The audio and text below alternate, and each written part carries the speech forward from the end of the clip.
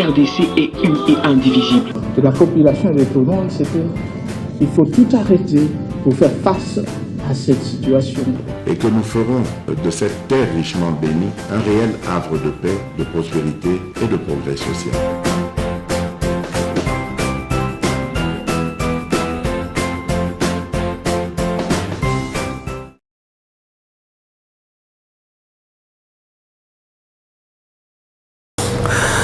Vous avez besoin habitude à causer information na MKB officiel. Vous allez partager yango partout à travers le monde. Merci na bande konyoso.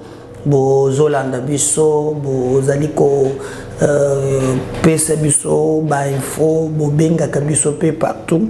Je crois que toko za la kano ya corrélé ba information yo bozo kutranango na ba province Nabino. Oui, tozali kano wana na moni bandeko ya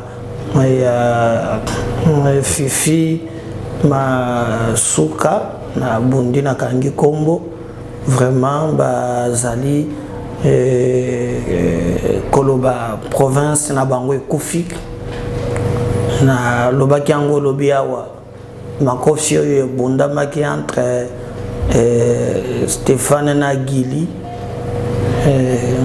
mboka mobimbe bato baboko kaka baka bilanga makofi, mais nous apprenons que babongisi basengani ba pardon maintenant traitant l'image et c'est bimi ba image bimi na ba réseaux sociaux, c'est filmé oyo soki ba pro soki kibasa oyo ba pro nini alors on tokomi bilanga makofi et en contrepartie bon on sait que ça donne mais ba yokani les informations, c'est comme ça que les enfants de Dieu et malheureusement qui bimaki na ba réseaux sociaux beaucoup bato bakoma kanda kanda ozo comprendre te ce qui est ali cambonine alors bato ningai qu'est-ce qui se passe d'abord na front tokobeta makambo ya front na makambo ya armée ya Angola tokosolola na bino et ezali vraiment passe. Alors bato mingi babisingas que confusion moko de kakilobi non, je crois que lobi bitumbele kaki joana kuna bakangi même non seulement que na saké notre armée à Keikuna, mais au moins bakaptiraki même na ba soldats au ya Rwanda au bazalaki kobunda. Alors na bisaki bino que dans la colère na bango ba Rwandais ba yoki passe. Alors nde baye babwaki ba bombe na bandaku ya ba civil lobi to lebelaki de 4 morts et 6 blessés, mais ba lobi vraiment batu ba kofi baza au-delà ya 10 na ba bombe wana ba Rwandais tango ba kokite. Et aussi en tout cas contrairement na oyo Kagame zo maintenir image pour montrer aux gens que rien ne marche, mais ba soldats na bango ba kufilobi ezalaki grave yango bomonaki même opposante na bango moko a déclaré à lobby Kagame zo bomisa bana na biso matanga eza partout na Rwanda, mais Kagame zo sala semblant comme ceux qui makambonyo se zo tambola bien lobby tolandaki na bino et le 15 mars rentrée parlementaire bomonaki comment en commençant par le Sénat bati lukwebo na casquette na ye ya président ya Sénat d'ailleurs avant même le bela makambo ya Sénat mais liboso alobaki tango salaka descente na Sud Kivu alobaki que le Congo toza bisomoko toza na soutien et ne comptons pas sur les autres.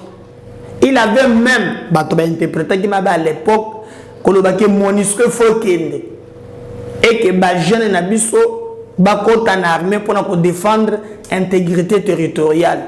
Ce que bati à reprendre lobby na Sénat pour que na ba entre nyons ennemis azali ko sala ba jeu et revenir na oya lobaki. Et nous pensons que c'est déplorable parce que na discours na ye na Sénat alobi ke ba Rwandais balongwe bazo distraire batuke balongwe mais ba créer ba front ebele na impuissance il y a force babengi EAC baza impuissant et le président du Sénat très en colère à ce là qui n'a attitude wana topé ambiguïté te ils a créé tout autour il y a likambo wana. Alors batu mingi bakomi ko tia elika na bango na mapinga ya Angola bolanda ki Joao Lorenzo azali clair alobi comme hier mutu ba pesi rôle il y a vérification parce qu'il faut vérifier selon ba cesser les faits ba mona ke batu bakomi kolongwa mais na sake na Rutshuru place ba Rwandais wana bazolongwa te pona ko respecter cesser les faits parce que bakufaki il y a des jours ebele et que basoda batikali na bamboka wana bazamuke bakoko ko affronter te nde babandi kokima mais balingi babi misango lokola on dirait bango bazo se retirer pour ne respecter cesser les faits. C'est faux et archi faux. Alors Angola Macron le baki ya kolandela poyeba ni ezole sur terrain l'Angola ba pensier en tout cas musala wana ya alandela et pour que ba troupe wana parce que je les reçois pensier accord que ba soldat ba ya le reste c'est une formalité. Vous voyez? Donc ça veut dire non de coméda non. D'abord le président a quoi annoncer. Nous savons aussi que la plupart c'est pourquoi le président babunda kabasa la majorité parlementaire pour être balekisaka ba décision ya makasi au bazoaka et que le parlement au niveau d'Angola, les informations de notre possession, que c'est très avancé parce que l'Angola a constaté qu'en réalité, Bamboka Moussousouana baye pour affaiblir la République démocratique du Congo et que ce qui est peut affongolimi sauter à Tiki, Jewane Kozala Mabe Makas, d'où Ayeko Senga pour te bâtir maboko afin que makambo tambola normalement. Mais nous allons voir à quel niveau, comment d'autres forces là vont réagir au force ya EAC. Mais dans le contexte Angolelo, je l'avais si bien souligné, le président du Sénat a déploré Ango, nous avons besoin d'un partenaire où il y a copié ce biso makasi. Boyoka ki katumbi a sauté mutu ya liboso pona koloba ono soki Angola aye ezali na demande na ye mutu asenga ki Angola azala ao. Quand il s'agit de quelque chose où il a sentir que le président de la République a déterminé parce que ce qui te tient kak rébellion oyo rébellion pesa pété agression oyo pour faut utiliser les contextes oyo kobongi agression ya Rwanda oyo na koloba keza ya suka te bokomona ke Rwanda akosakana kana mboka na biso te Alors les gens ont compris, malgré menaces, il y a 2 jours, non? Penser à les réseaux sociaux, Goma, Bazo attaqué Goma, et c'est comme ça qu'il relaie le message à Kagame.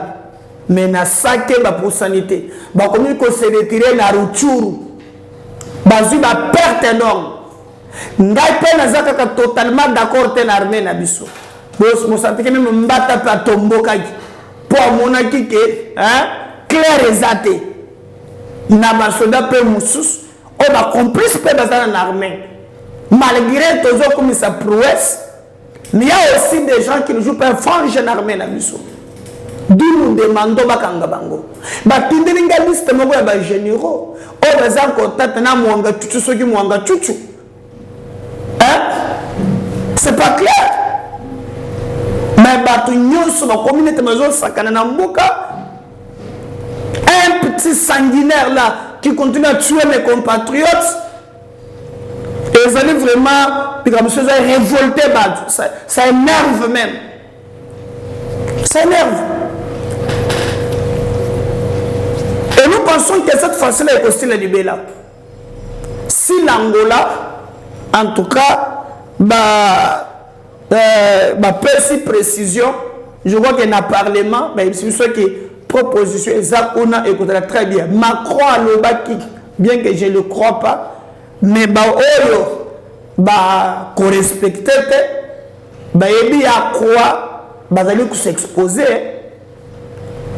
Alors oyo ya EAC lobi banamuki o bache une délégation pour bagende ko vérifier sur terrain ce qui c'est les faits à respecter, alors que bitumbo betamaki bokolo wana bazo tala na miso na bango comment les Rwandais attaquent notre pays. Ils ont aussi la calamité. Je vous promets qu'ils ont aussi. On ne peut pas laisser un grand pays à genoux au détriment d'un petit messier. La complicité. Na ba Kenya, na ba Burundi, ceux qui na banin. Nous sommes un théâtre. Complot contre la République. Ceux qui angolais et qui na parlement. C'est lui qui est vrai partenaire il y a Congo Iéwana. Mais sur terrain, comme Mbappé, ce qui va alerte il y a Koganga Goma et Simbite, Babimi na Sake, na Rutshuru. Mais ce que moi je dis que depuis Makambongo Zoleka et que en attendant que Bangolais et les autres Bakoma, mais Makambole qui moi mingi. Depuis l'arrestation, il y a député Oyo Mwanga Chuchu. Kobanga eza mingi soki botuni batu baza na ya Kabila agitation eza makasi. Hein? Oui. Et d'ailleurs, on a tombé même Koto. On m'a même dit ici, par exemple, c'est mot essentiel. En quelle qualité M. Azaria Sorobero a vendu les mines de coltan de Rubaya à Mwanga Chuchu? Hein? Et d'ailleurs, Batoubaïbi Mwanga Chuchu Babenga Kaye de Satan, Satan sur terre. Batonso Babenga Kaye Ndengewan. Mais,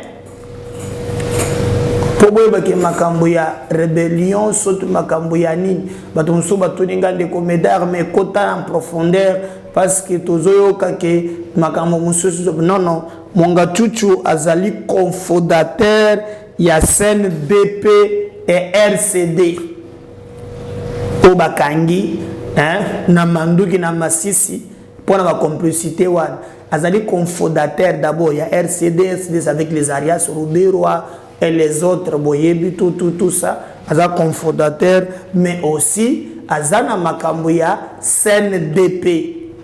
CNDP boyebi angono, yaba Laura Nkunda Batwari. CNDP ya Laura Nkunda Batwari. Alors, mais bande musuba tuna kingai na expliquer bino na meki koluka quand même. Ça fait au moins 3 jours hein, pour les successives où il y a des pertes de soldats aux alentours. Il y a Bamboka Sake. Le Rwanda n'a pas supporté les coûts de pertes. il a décidé de se retirer discrètement. Les 411 combattants du M23 n'ont pas la capacité de contrôler et maîtriser la vaste étendue. Donc, tout ça par exemple, Awa Mbati, Mweso, Lutiba, Bokemwane, Kahe, Kalumbahiro, Burungu, Masisi, Bihiro, Kingi, Sake, Karuba, Bikao, Kibai, Mifuti, Kachero. Donc, Waneza Bamboka, Barwande, Bakimi. Lorsque s'évaluer, batikali 411. Pour bato bazo tia confusion, bazo longwa te pour respecter cesser les faits. Mais bazo longwa pour batikali mukepe bakufi moi mingi. Alors, mais maintenant, ezana ndeko moko ya mwasi que je ne vais pas d'abord confirmer, mais batindelinga image na ye mingi na bandeko bazana Goma. Balobi, une figure aux apparences d'une mère, mais hélas, son nom c'est Germaine Massika, natif du Nord Kivu, dans l'île des tribus riches, profitant de sa position dans l'ONG. Azana ONG Moko concerne World Weed. Elle fait partie des gens qui financent aussi les M23. En attendant qu'il ait vérifié l'information, na kolaki sa photo na ye oyo na makambo ezali koleka. Mais Mbosso Lobi azalaki en colère. Mbosso Lobi a épargné te. Mbosso Lobi a bigicité. Yoko d'abord makambo citoyen Mbosso alobi Lobi. Alobi boy. Leurs troupes EAC présents sur le territoire risquent de devenir inutilement honoreuses et son impact devrait faire l'objet d'une évaluation froide afin que des conséquences en soient tirées et des mesures correctives idoines qui s'imposent soient prises. Mbosso Lobi na ouverture à lobby, en tout cas, troupe IAC, les conséquences sont graves, il faut évaluer ça pour que les conséquences soient tirées. Les troupes de l'ASC offrent désormais à notre peuple l'image de troupes en non au lieu de s'engager à faire la guerre. Mbosso lobby, azomona EAC, bakomi loko la troupe ya tourisme, alors que balingi baye pour basa la guerre. Peuple na biso zo supporter bango lisusu te. À ce qui concerne les forces de la communauté des États d'Afrique de l'Est, il s'observe de manière ostentatoire qu'elle tarde à exercer les mandats offensifs en appui au FARDC, les mandats pour lesquels ils ont été déployés sur terrain. Nakatele katele bino maloba oyo obozo ekeza maloba ya Mbosso lobi na ouverture a lobby en tout cas ba force wana na manière moko ostentatoire bazali ko tarder pona ko exercer musala oyo bayeli bakomi ko beta makambo mususu kutobisinga musu bayeli kuna bazoka mokaka bana baswe banyamulenge wana babisinga bazoka mwa bango kaka kuna bitumbeza me bango baza kuna te. Mbosso aza en colère asuki wana te citoyen Mbosso azalaki en colère bandeko, et je pense qu'il a même relayé moninga na ye ya Sénat par rapport ya OEP alobaki na ouverture. Alors citoyen Mbosso a profité de cette tribune pour nous causer la claire naba force ya EAC. Alors biboui, tout en réaffirmant son ferme attachement au dialogue, l'RDC ne s'engage dans un processus de ce genre que si l'agresseur occupant rwandais retire ses troupes et s'exécutant du M23 du territoire national. Ya lobby makambo dialogue o kosolana ba Rwanda et les autres bango bako solana Rwanda à condition que Rwanda a retiré ba soldat na ye na mabele na biso babima nde un jour bako penser ba solana Kagame. Mais pour le moment il n'y a pas de dialogue, il n'y a pas de discussion. Soki ba soldat et à Rwanda bazana na mabele na biso. Alors pour la République et pour la représentation nationale, procéder autrement serait légitimer l'agression et l'occupation, le massacre, les tueries, le crime de guerre, les crimes contre l'humanité, ainsi que tous les autres indescriptibles souffrances infligées à notre peuple.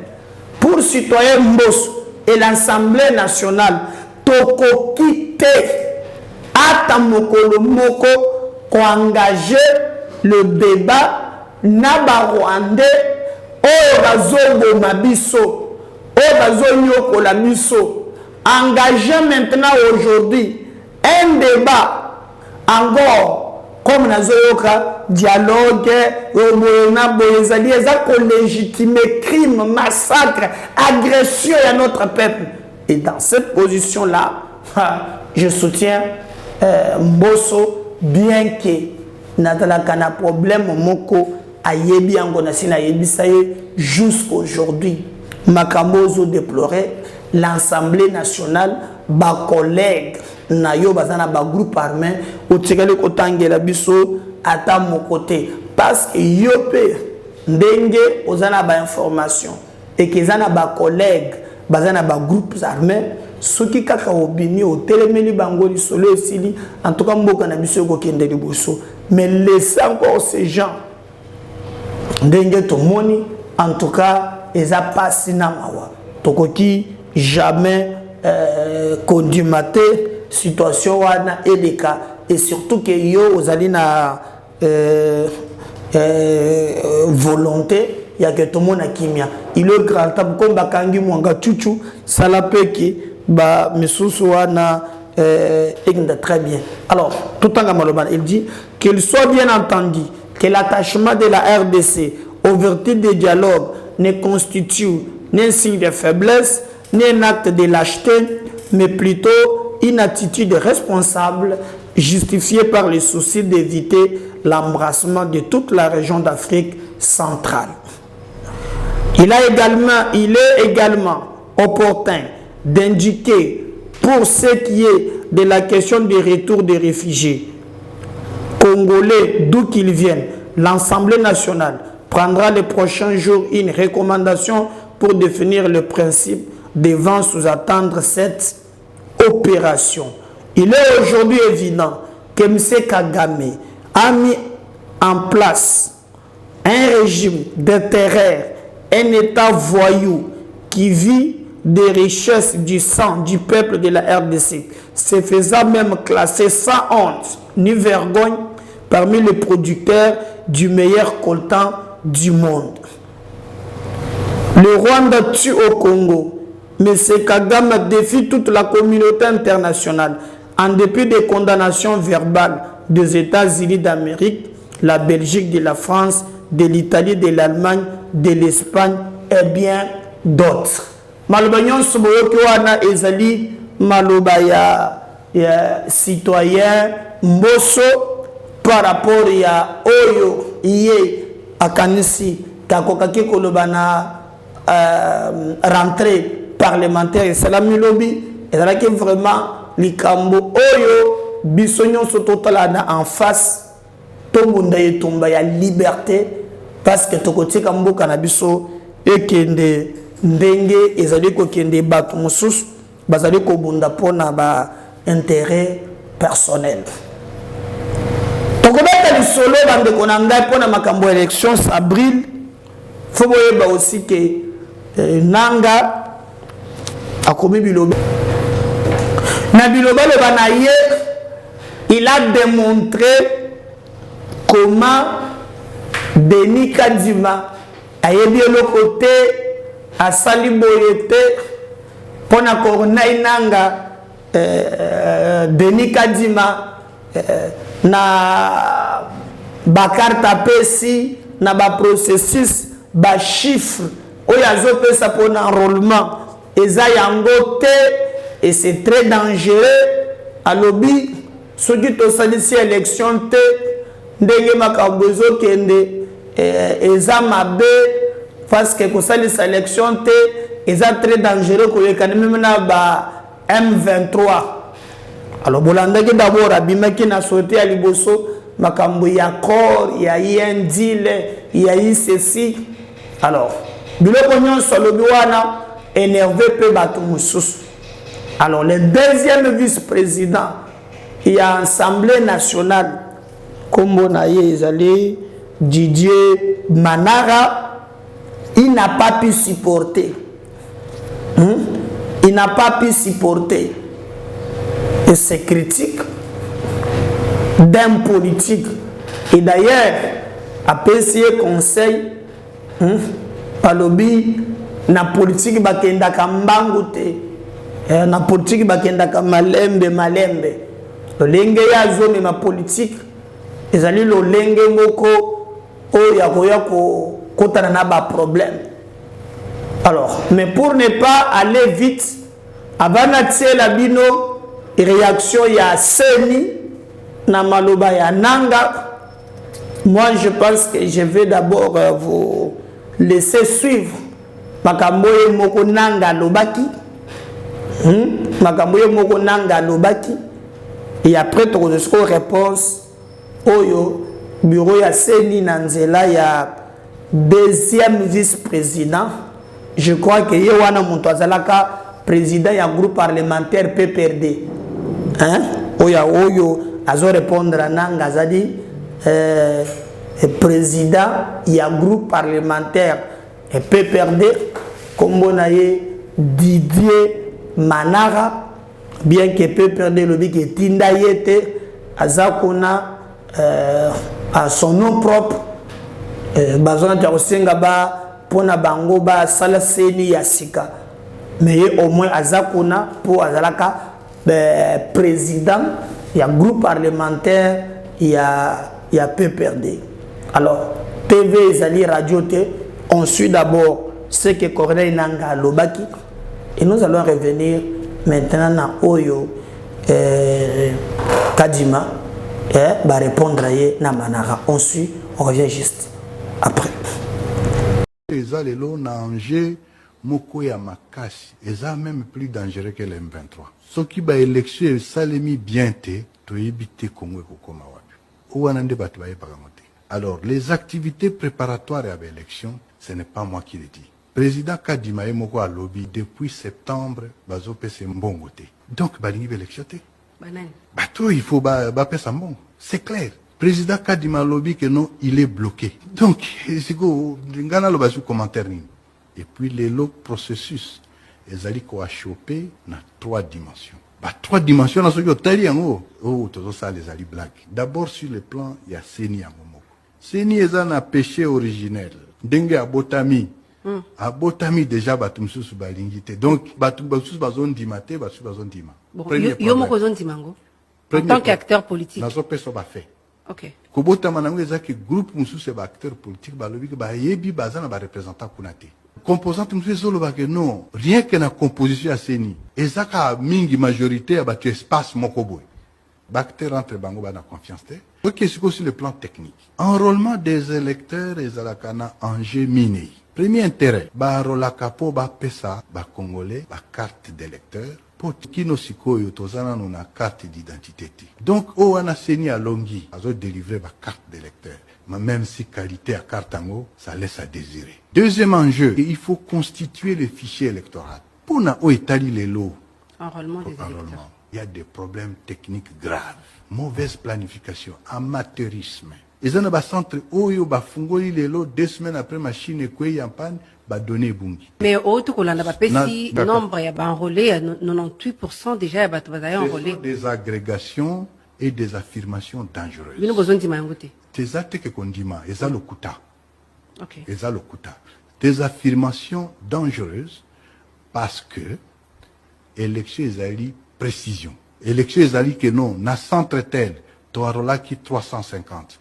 Na centre boy, to arole boy. Donc na commune boy, na quartier boy, to arola ki boy. Oko ezali lo na Angers, moko ya makasi. Eza même plus dangereux que le M23. Ce qui ba élection salemi bien te, to ebite Congo kokoma wapi.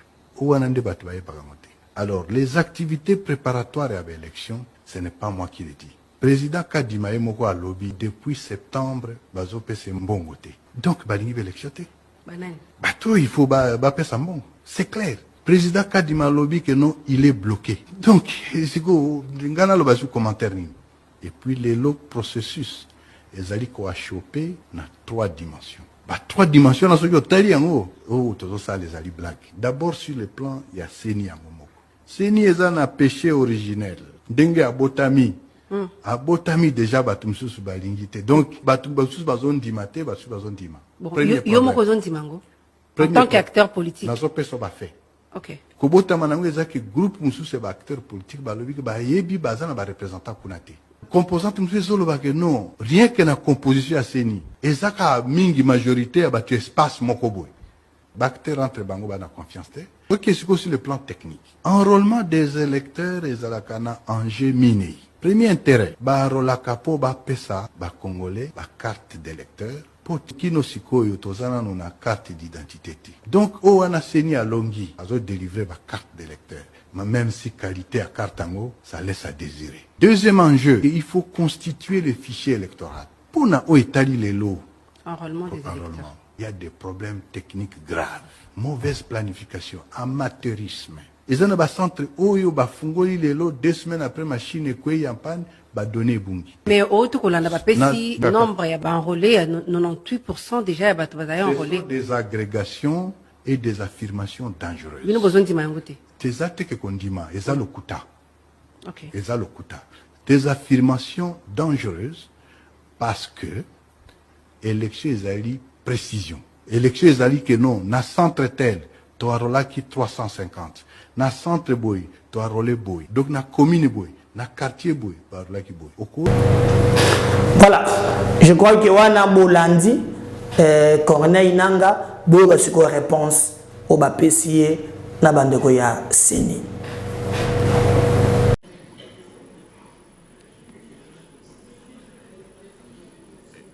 J'étais au Kenya dans un forum des présidents des commissions électorales nationales indépendantes des pays de la SADC. J'étais agréablement surpris de comment le président Denis Kadima a été ovationné lorsque je me suis présenté comme son 2e vice-président. Quelqu'un est passé ici, il s'est targué le titre d'expert, qu'il a un CV, qu'il a un parcours, mais tout le monde connaît le parcours de M. Nanga. Il ne peut en aucun cas se comparer à Denis Kadima, disons-le en face. Expert électoral connu sur l'échiquier national et international, chers collègues, chers membres de la presse. On ne peut pas, puisqu'on veut prendre une carrure politique, instrumentaliser le passage à la CENI pour se donner cette carrure. La politique, il faut la faire, mais attention, il y a beaucoup à apprendre.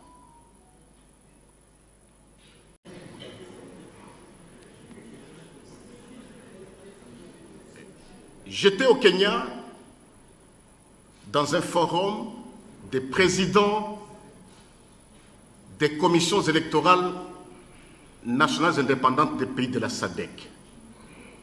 J'étais agréablement surpris de comment le président Denis Kadima a été ovationné lorsque je me suis présenté comme son 2e vice-président. Quelqu'un est passé ici, il s'est targué le titre d'expert, qu'il a un CV, qu'il a un parcours, mais tout le monde connaît le parcours de M. Nanga. Il ne peut en aucun cas se comparer à Denis Kadima, disons-le en face. Expert électoral connu sur l'échiquier national et international, chers collègues, chers membres de la presse. On ne peut pas, puisqu'on veut prendre une carrure politique, instrumentaliser le passage à la CENI pour se donner cette carrure. La politique, il faut la faire, mais attention, il y a beaucoup à apprendre.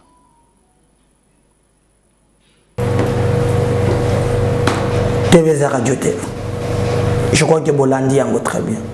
Boyoki, à tout à l'heure, merci. N'oubliez pas de vous abonner. On revient. Bye.